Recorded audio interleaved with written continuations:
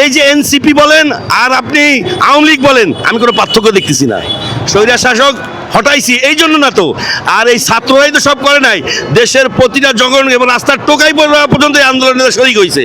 আর আজকে ক্ষমতা দেখাচ্ছে তারা এখানে 50 জন লোক সম্মিলিত হয়ে আজকে যে কোনো লোককে অপমান করতেছে।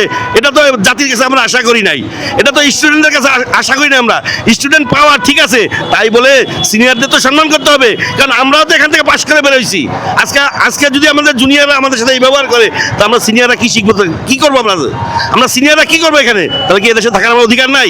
এখানে গ্রামগঞ্জের থেকে কোনো রকম চান্স পেয়ে ঢাকা শহরে ঢুকছে, ঢাকা শহরে ঢুকে ঢাকা শহরের মালিক হয়ে গেছে। আর আমরা ঢাকা শহরে আজকে 35-40 বছর আমরা ঢাকা শহরে, আজকে আমাদের সাথে তারা রাফ বিহেভ করতেছে কি জন্য?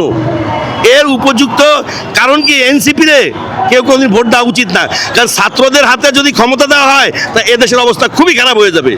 এই জন্য বলি যে এই যে এনসিপি বলেন আর আপনি আওয়ামী লীগ বলেন, আমি কোনো পার্থক্য দেখতেছি না। তো এদের সাবধান হইতে বলেন এবং জাতির কাছে আমার এই নিউজ পৌঁছায় দিয়েন।